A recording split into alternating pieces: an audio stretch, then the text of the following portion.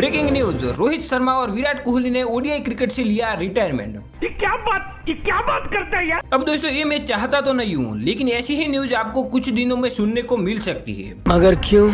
क्योंकि दोस्तों आपको तो पता ही होगा, हाल ही में बीसीसीआई ने ओडीआई की स्क्वाड अनाउंसमेंट की, जिसमें अब रोहित शर्मा नहीं बल्कि शुभमन गिल को कप्तान बनाया गया। तो ये न्यूज आपको सुनने को मिल सकती है। इसलिए क्यों रिटायरमेंट ले सकते हैं, रोहित की गलती क्या थी और गिल को क्यों कप्तान बनाया गया, मतलब बीसीसीआई वाले गाली खाने का काम लगातार क्यों कर रहे हैं।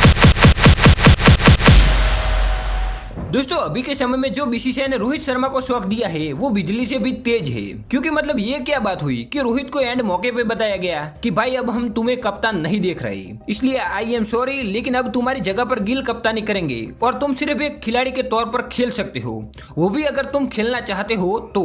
हालांकि दोस्तों ऐसा नहीं कहा, लेकिन इरादा तो वही है। क्योंकि जिस तरह वो गिल को हर जगह पर मौका दे रहे और जिस तरह रोहित और विराट को नजरअंदाज कर रहे, उसे देखकर ऐसा लगता है। हालांकि इसमें शुभमन गिल की कोई गलती नहीं है, क्योंकि गिल को मौका दे रहे तो वो थोड़ी ना मना करेगा।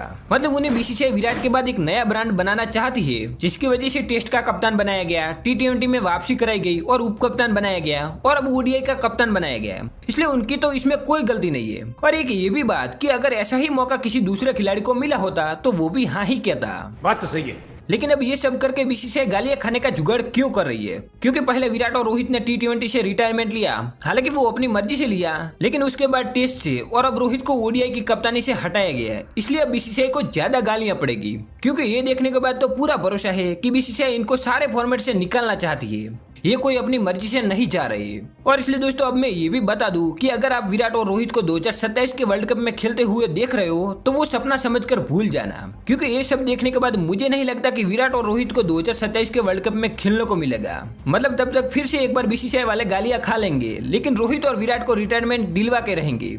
अगर तुम्हें विश्वास नहीं हो रहा तो ये बात कहीं नोट करके रख सकते हो। हालांकि ऐसा कहकर मुझे तुम्हें उदास नहीं करना था, लेकिन जो सच्चाई मुझे दिख रही है वही तुम्हें बता रहा हूँ। लेकिन अब इन सब के अंदर आखिरकार रोहित की गलती क्या थी? वनडे वर्ल्ड कप हार गए वो, चैंपियन ट्रॉफी जीत गए वो, टी20 वर्ल्ड कप जीत गए वो, या फिर इतनी मैचें लगातार जीती वो?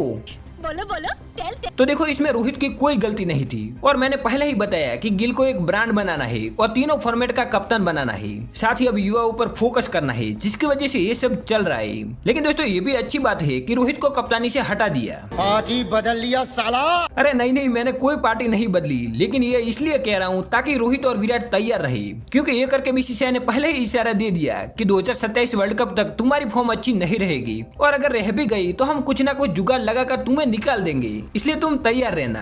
तो दोस्तों अब आप समझ ही गए होंगे कि ये सिर्फ कप्तानी से हटाने की बात नहीं थी, बल्कि प्लान तो बहुत आगे का है, और ये तो सिर्फ टीजर था। बाकी बात करें नई वनडे टीम की, तो शुभमन गिल कप्तान, रोहित शर्मा, विराट कोहली, श्रेयस अय्यर उप कप्तान, अक्षर पटेल, केएल राहुल, नीतीश कुमार रेड्डी, वाशिंगटन सुंदर, कुलदीप यादव, हर्षित राणा, मोहम्मद सिराज, अर्दीप सिंह, प्रसिद्ध कृष्णा, ध्रुव जुरेल और यशस्वी जायसवाल। साथ ही दोस्तों ये भी बता दूं कि इसमें मोहम्मद शमी और जसप्रीत बुमराह को भी नहीं लिया गया।